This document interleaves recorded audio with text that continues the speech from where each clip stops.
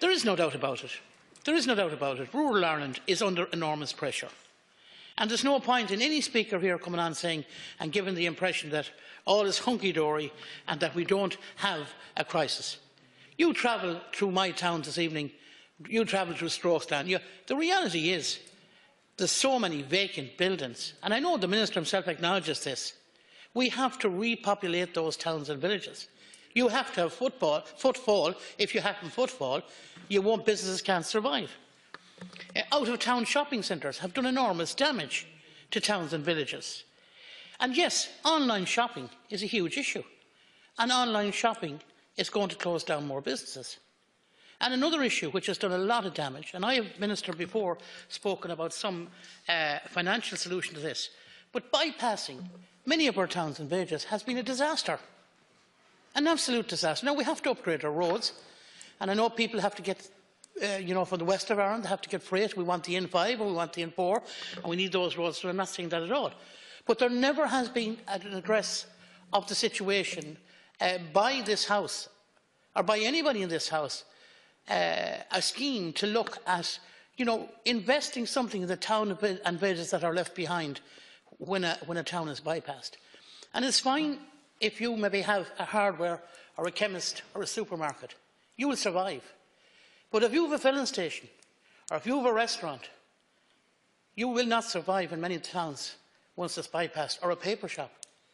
And we have seen that in places like Balhead Green and in other towns and other places. So we do need a scheme, Minister, of being able to invest with the local authority. If there could be a tourism product in that town or village. So let's be able to invest in it so that that town and village has a future.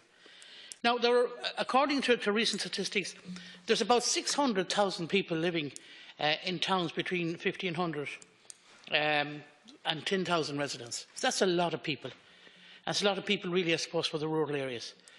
And of course, we have, Minister, if you've often said yourself, we have an imbalance in the population growth in this country, because we have huge population growth in the east of the country and we have very poor population growth in the west of the country. And we have a solution here.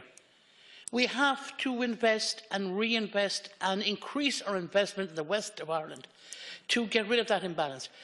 I was listening to some research this morning where it stated that 150,000 more people will reside in Dublin in the next 3 years than is there now. 150,000 people more. And it's bursting at the seams as it is. And the reality of this situation is we have to draw more business. We have to give incentives to business down into the West and Midlands. You know this yourself, Minister. I know you're quite passionate about it. And we have to get jobs, as has been said over and over and over again this evening. We have to get more jobs into the region. I suppose if you look at our own region, we were very lucky for many years. We had Bord-na-Mona. We had the ESB. We had the Burlington industry there in Clondrad, just over the bridge in Tarmanbarry, which employed 1,000 people. We had Glanbia in Ruskay, employing 600 plus people. And we've lost them all. So we really are in an area that has to get investment. And this is where I come before I conclude, because I want to hand over to Deputy Scanlon. The hidden heartlands is going to be a very important factor and feature in developing our part of the country, Minister. I'm sure you'll agree. And I'm glad to see that there is investment in that, and I think there's 4 or 5 workers now employed in it.